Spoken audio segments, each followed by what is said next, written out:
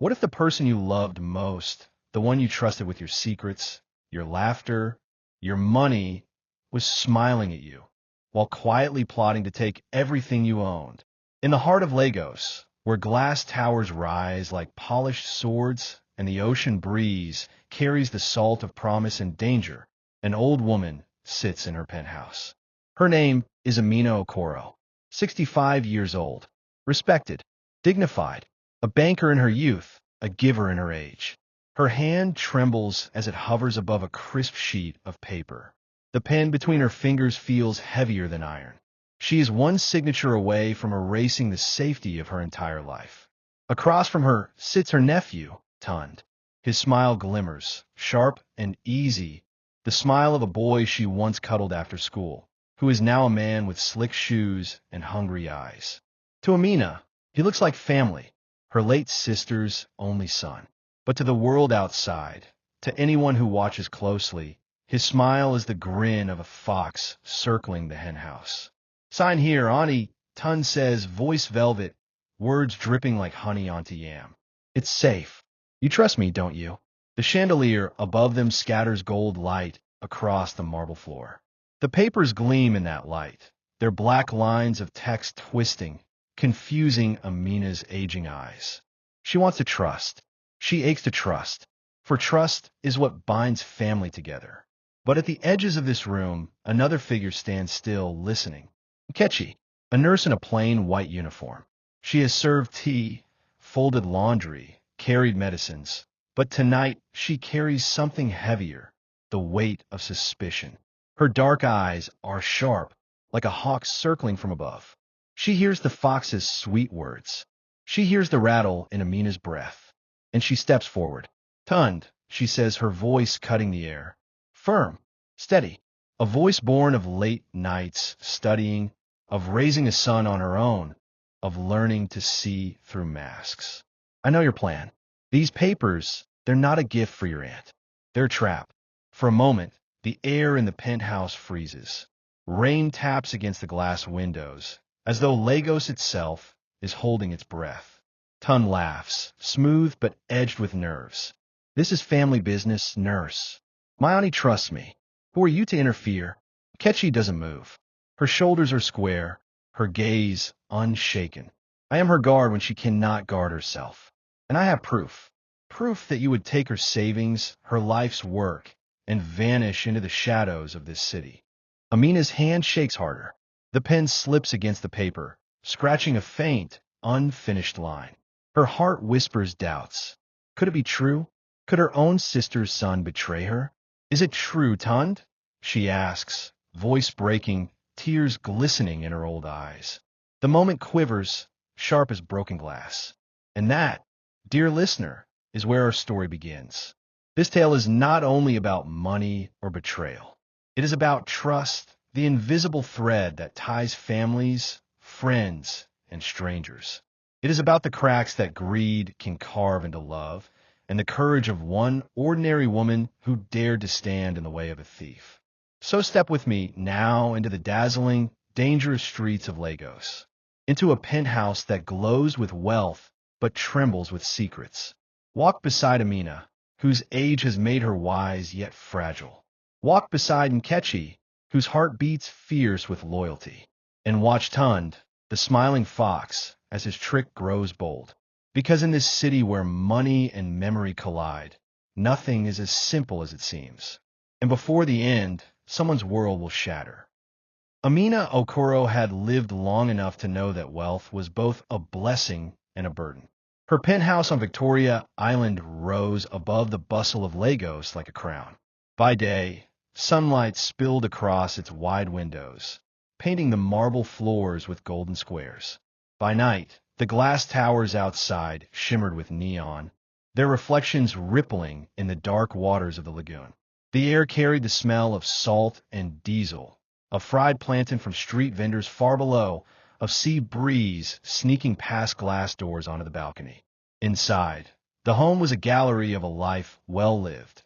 Carved Yoruba masks that seemed to watch silently from the walls, shelves that bent under the weight of books she had collected over decades, and family portraits in gold frames. To step inside was to step into her story. Amina had once been a force in the banking world, sharp-eyed, steady-voiced, the woman who balanced accounts with the confidence of a captain steering her ship. In her youth, she wore heels that clicked across marble floors of offices in Marina, Lagos Island, and colleagues whispered that her mind was faster than a calculator. Her pension, carefully saved and guarded, was her pride. A nest egg not only for her comfort, but for the charities she supported: scholarships for girls, supplies for orphanages, medical aid for families struck by sudden illness. Money, she believed, had no worth if it did not lift others. But age had a way of softening even the sharpest blades. At 65, Amina's body no longer moved like it once did. A fall the year before had left her with a limp, and the painkiller she took fogged her memory at times. She could still recall the crisp voice of her first boss at the bank, or the scent of rain the day she bought her penthouse. But sometimes she misplaced her glasses while they sat on her nose. Sometimes she forgot whether she had taken her pills, or if she had already locked the balcony door. That was when Nkechi entered her life. The nurse came recommended by a top agency, but she arrived not as a servant. She arrived as a friend. Each morning her presence filled the penthouse with warmth. The swish of her neat braids, the bright press of her white uniform, the scent of soap still fresh from her early commute.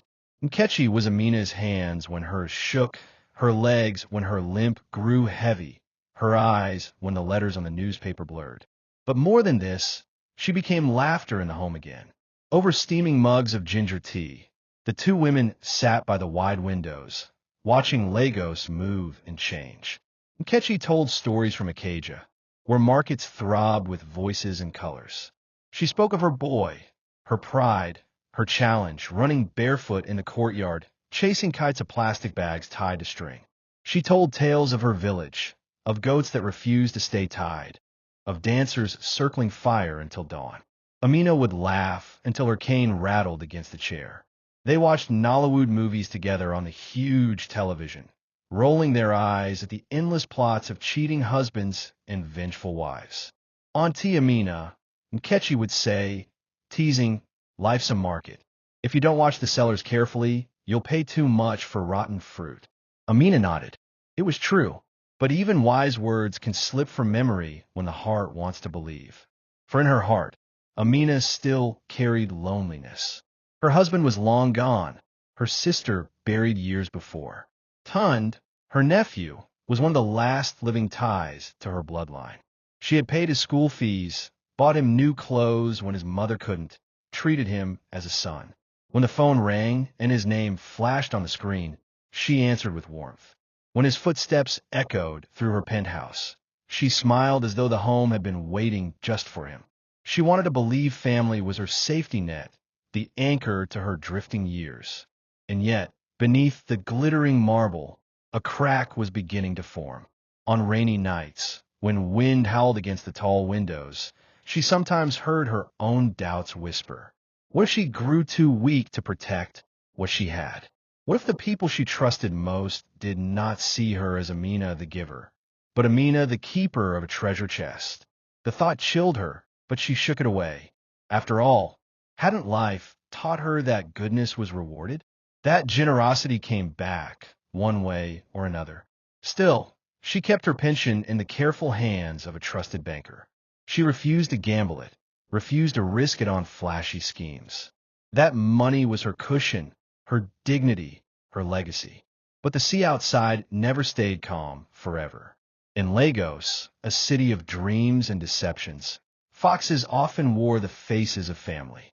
And one day, the elevator doors to her penthouse opened, and in stepped a man with shiny shoes, chocolates in his hands, and schemes gleaming in his eyes. His name was Tund, and with his arrival, Amina's world, her marble floors, her quiet evenings, her faith in family, would begin to tremble. Before she became the quiet guardian in Amina's penthouse, Nkechi had lived a life of fire and grit. She was born in Acacia, where the markets throb like drums and voices fill the air with endless bargaining. The streets were her first classroom, stalls bursting with peppers red as flames, piles of second-hand clothes, the metallic clang of Danfo buses fighting for space. As a child, she learned early that life was no straight road. It twisted like Lego's traffic, and only the persistent found their way. Her mother sold akara by the roadside, her hands blackened from hot oil, while her father struggled with jobs that never lasted. Nkechi was the second of 4 children, the one who rose before dawn to fetch water, the one who calmed the younger ones when hunger stretched the hours too long. When she was 15, tragedy struck. Her father collapsed one afternoon in the heat, his chest heavy, his breath gone before the ambulance arrived. Nkechi never forgot the stillness of his body, the helplessness in her mother's eyes, the way neighbors shook their heads and whispered, if only he had gotten help sooner. That moment lit a fire in her. She swore she would learn how to heal, how to be the one who arrived before it was too late. But dreams are costly in a city where money is scarce. Nkechi studied by candlelight, the shouts of Danfo conductors outside her window mixing with the buzz of mosquitoes. She borrowed books, begged teachers for extra notes, and walked miles to sit in the library's dim corner. At 19, she became a mother herself. Her son, Chibuzo, was both her challenge and her salvation. His tiny cry forced her to grow faster than her years, to juggle bottles of milk with biology textbooks, lullabies with long nights memorizing anatomy diagrams. Neighbors called her foolish. How can a girl with a baby dream of nursing school? But Nkechi pressed on. Her son was the reason she had to succeed. She wanted him to see not just survival, but dignity. Years later, she graduated, not top of her class, but close. The agency that hired her prized her diligence. She didn't just treat patients, she saw them. She listened, she noticed, she cared. She was sent to homes across Lagos, to aging widows in Surulere, to lonely businessmen in Lekki. And then, one bright morning, her assignment came. Nurse for Madam Amina Okoro, Victoria Island. From a moment she stepped into that penthouse, she felt the weight of the place. The cool marble under her shoes, the masks staring from the walls, the air-conditioned hush. But more than the grandeur, she noticed Amina herself, her limp, her cautious movements, the cloud in her eyes that came from too many pills. Nkechi treated her not as a client, but as an elder worth respect. She brewed ginger tea just the way Amina liked it, strong and spicy. She arranged pills in little cups and double-checked them, knowing the cost of forgetting. She slowed her step so Amina would never feel left behind. But slowly, something deeper bloomed. A friendship. In the mornings, they sat by the wide windows as Lagos woke, horns blaring below. Amina told stories of her banking years, the deals she closed, the men who underestimated her, the pride of saving enough to never bow to anyone. Nkechi listened, eyes wide, learning not just about Amina's life, but about resilience. In return, Nkechi shared tales of Ikeja, the market women shouting over fish prices, the mischief of boys flying homemade kites, the gossip of neighbors leaning across balconies. She made Amina laugh with stories of stubborn goats who broke through fences, of church gatherings where choirs sang so loud even the devil must have covered his ears. When NollywoodMovies played on the television, they laughed together at the absurdity of plots. And sometimes, when the city outside grew quiet, Nkechi would softly sing Igbo lullabies she once hummed to her son. Amina would close her eyes, feeling peace soak into her bones. But beneath Nkechi's gentle smile was steel. Life had taught her to watch carefully. She had seen uncles who borrowed money and never returned it, cousins who sweet-talked widows into signing papers they didn't understand. She knew that not all family meant well. So when she saw the first flicker in Tun's eyes, the gleam of hunger masked by charm, she recognized it. When she heard him speak of quick money, of apps and crypto, her chest tightened. These were the same words she had heard whispered in hospitals by patients who had lost everything to scams. She said nothing at first. A nurse knows when to wait, when to gather proof before raising her voice. But in her heart, she braced herself.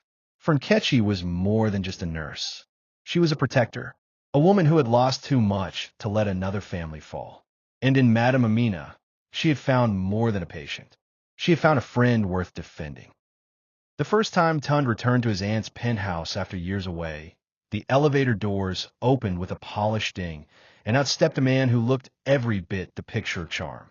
In one hand, he carried a box of chocolates, wrapped in shiny paper. In the other, a bouquet of flowers already drooping at the edges, as if even they knew the weight of false intentions. His shoes gleamed, his shirt was crisp, his smile wide and rehearsed. "Auntie Amina," he exclaimed, spreading his arms as though his presence alone was a gift. "You look amazing." Amina's heart stirred at the sight of him. This was her sister's boy, the little child who once ran through her garden chasing dragonflies, the teenager she had supported through school. Though he was now 24, taller, broader, with a slickness about him, she still saw the boy who once clung to her hand on trips to Badagry. She welcomed him warmly, her cane tapping against the marble as she reached to embrace him. Tun flopped onto her leather couch as if it belonged to him, setting the flowers on the table without care. His eyes roamed the penthouse, its chandelier, its masks, its silent wealth. And in those eyes, if one looked close enough, was a spark not of love, but of calculation. That evening, over a dinner of spicy jollof rice and suya grilled to perfection, Tun began to weave his story. "Auntie," he said between bites, "I've been working on something big. Lagos is changing, Nigeria is changing. Money isn't in banks anymore. It's on phones, on computers. I'm starting a company, a fintech app that will double investments in months. Imagine your pension growing and multiplying while you sit here enjoying tea." His words flowed like honey, thick and sweet, meant to coat the heart and silence the mind. Amina tilted her head, her brow furrowed. The numbers he showed on his laptop were confusing, a blur of charts and percentages. She rubbed her temples. It sounds good, Tun, but I don't quite understand." Tun leaned closer, lowering his voice into the soft tone of persuasion. "You don't have to understand, Ani. You just have to trust me. You've always trusted me, haven't you? I'm family. I'll take care of you." At that word, family, Amina's resistance softened. The ache of loneliness, the longing for blood ties, wrapped around her heart like vines. And so, night after night, he returned. Each time, chocolates, gifts, or small tokens in hand, each time sliding a little deeper into her trust. He reminded her of old memories, the trips they took when he was a child, the toys she bought him, the time he fell and scraped his knee and she held him while he cried. "You were like a mother to me, Auntie," he would say, eyes wide, voice trembling just enough to sound sincere. "How could I ever harm you?" Amina smiled weakly, the corners of her mouth twitching between joy and doubt. From the kitchen, Nkechi watched. Her eyes narrowed as she polished the dishes, listening to the rhythm of Tun's voice. It was too smooth, too well-timed. The same kind of voice she had heard from men who promised riches to lonely widows, who left them with empty accounts and broken hearts. Still, she kept silent. A nurse knows patience. Weeks passed, and Tun's visits became routine. He arrived with glossy presentations, apps glowing on his phone, bold claims about cryptocurrency and the future of Africa. He laughed loudly, ate heartily, flattered shamelessly. One rainy night, the storm outside beating against the windows, he finally slid papers across the table. Contracts, agreements, pages filled with jargon and traps. "Auntie," he said, placing a pen in her hand, "this is it. Just one signature, and you'll see your money grow. Trust me. Haven't I always been your boy?" The pen trembled in Amina's hand. She wanted to believe. She wanted to be the Ani who gave, who supported, who trusted. Her eyes filled with tears as she looked at him. "Tun, my boy, is it safe?"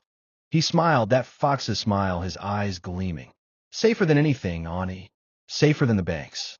You'll thank me soon." In the corner, unseen but not silent, Nkechi's heart pounded. The air smelled of lies, sharp and metallic, like blood on a blade. She tightened her grip on the cloth in her hand, her mind racing. Why so many papers? Why the rush? Why the insistence on trust without proof? Her instinct screamed, but she said nothing yet. For she knew the time would come when silence must break. For now, she watched as Amina's hand hovered, the pen tip scratching a faint line across the page. And in that moment, the fox almost had his prize. The storm that night passed, but inside Amina's penthouse another storm had begun to gather, quiet, invisible, and more dangerous than rain. For while Amina lay resting in her velvet armchair, the unsigned papers stacked neatly on the table, Nkechi could not rest.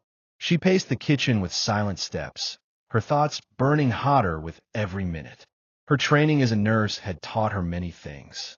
How to notice subtle changes, a patient's breathing, a shift in the skin, a flicker in the eyes.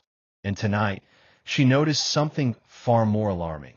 The hunger behind Tun's charm, the way his promises glittered too brightly, the way his eyes darted each time Amina hesitated.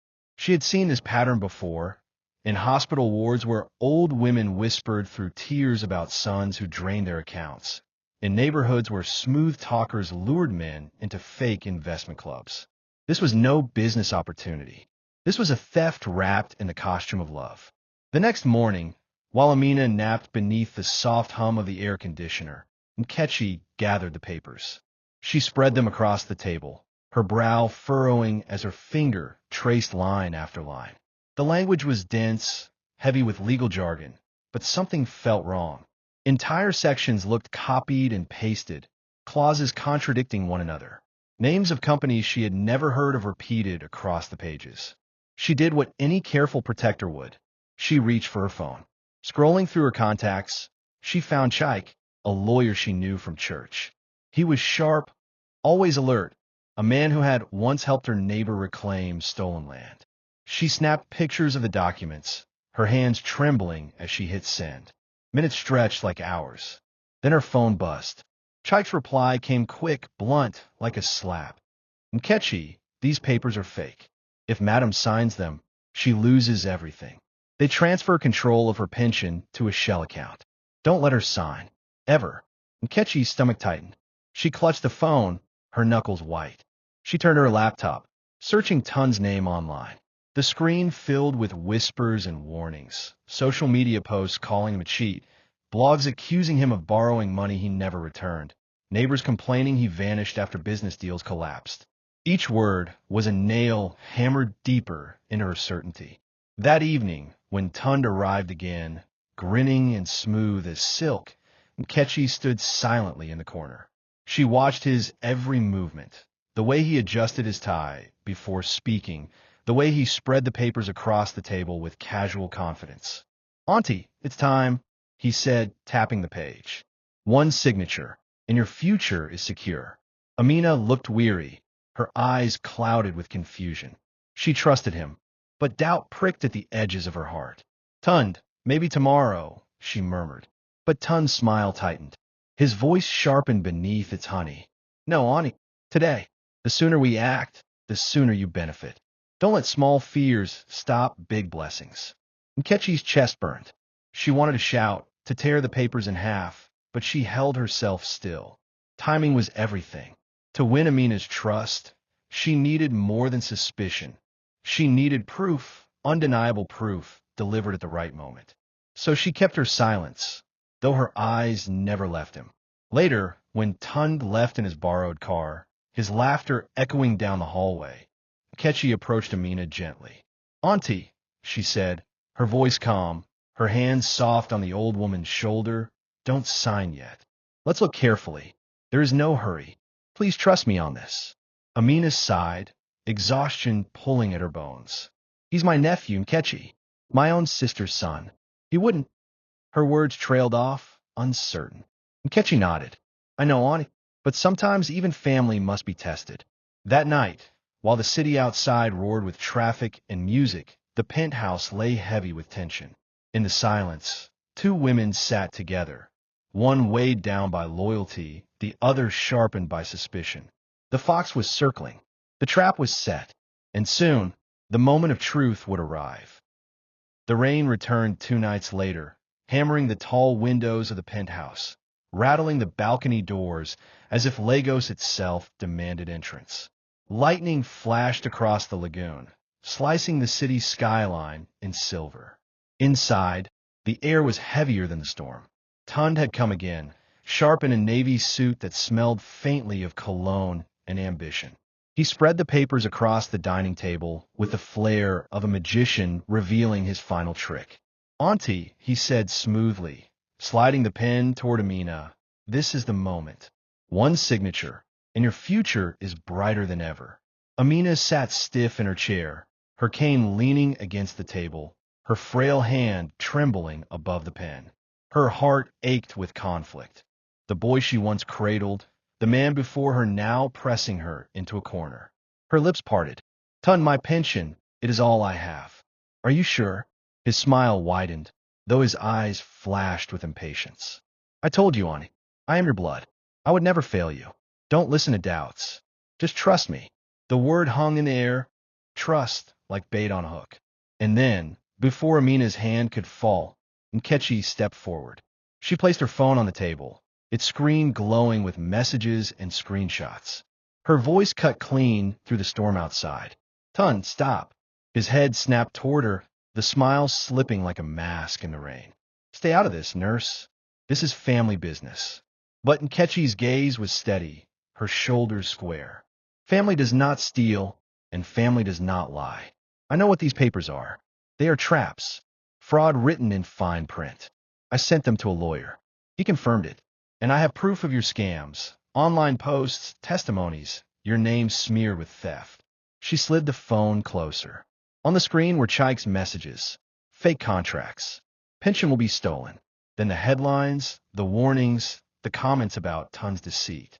The room fell into silence, broken only by the storm. Tund's charm cracked.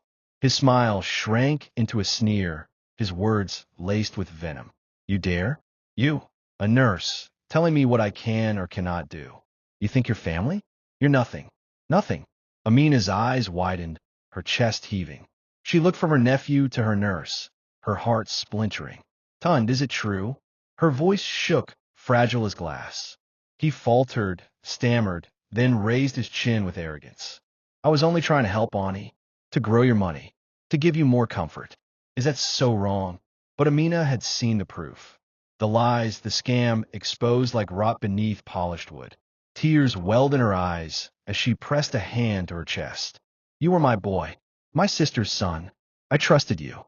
Her words cracked like thunder. Nkechi stepped closer, her presence solid, protective. "Auntie, do not sign. Not today, not ever. He is not here for you. He is here for your treasure. If you sign, you lose everything." Tund's face twisted, his voice rising to a shout. "You'll regret this. Both of you. I'll find another way, I'll—" But his threats collapsed under the weight of truth. The fox, cornered, revealed his teeth but no longer held power. Amina gripped her cane and, with trembling strength, pointed it toward the door. "Leave my home, Tund. Tonight. Do not return." For a heartbeat, he froze, eyes blazing, fists clenched. Then, with a growl, he snatched up his briefcase, the papers fluttering like wounded birds across the marble floor. He stormed out, his footsteps echoing down the hallway, swallowed by the storm beyond. Silence followed, heavy, raw. Amina sank in her chair, tears spilling freely. My own blood would have taken everything. Nkechi knelt beside her, holding her hand gently. "Not everything, Auntie. He cannot take your dignity. He cannot take your goodness. And he will never take the bond we share." In that moment, the storm outside seemed to ease, the thunder rolling farther away, as though the city itself had exhaled. The battle was over. But the wounds, the betrayal, the loss of trust, would take time to heal. The storm passed. By dawn, the streets of Lagos glistened under a pale sun, puddles shining like mirrors in the gutters. From Amina's penthouse, the city stretched wide and restless, as though nothing had changed. But inside those walls, everything had. Amina sat in her favorite chair, her cane resting by her side. Her eyes were red from a night of tears, but her back was straight.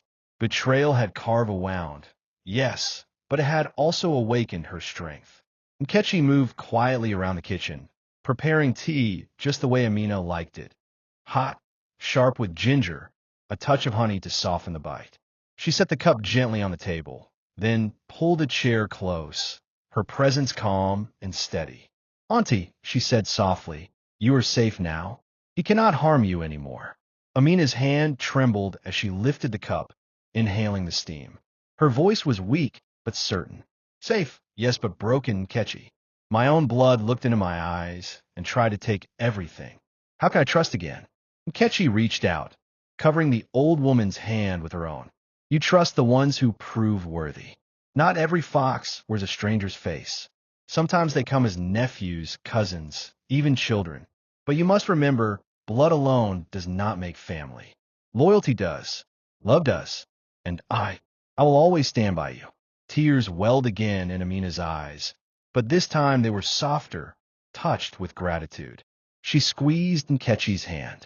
My dear, you have been more of a daughter to me than anyone. Last night, you did not only protect my money, you protected my heart. In the weeks that followed, change blossomed like flowers after rain. Amina called her banker and locked her accounts tighter than before. She rewrote her will, her pen steady this time, naming Nkechi not just as caregiver, but as family. And with a fierce resolve, she started something new, a fund in Nkechi's name, dedicated to sending young girls to school, girls who might one day become nurses, lawyers, or leaders. If loyalty can save a life, Amina said, then loyalty should be rewarded. The penthouse, once echoing with loneliness, now pulsed with warmth. Amina and Nkechi shared more evenings of Nollywood movies, more laughter over steaming bowls of pepper soup. They became a team, elder and nurse, auntie and daughter of the heart. Tun was never seen again in those glittering halls. Some said he fled to Abuja, chasing another scheme. Others whispered he slipped into the shadows of Lagos, where scammers trade lies like currency. But for Amina, he was gone, not forgotten, but no longer welcome. And each night, as the city lights twinkled beyond her window, Amina whispered a prayer of thanks. Not for her marble floors, not for her pension, not even for her safety, but for the presence of one true friend who had seen through deception and stood firm when it mattered most. Because in the end, Lagos is a city of many faces, of wealth and want, of loyalty and betrayal. It is a place where family can turn into strangers and strangers into family. And the moral of this story is simple, yet powerful. Guard your heart as carefully as your treasure, for the world will always have foxes. But when you find a hawk, someone who watches over you, who fights for you, hold them close. For loyalty shines brighter than gold.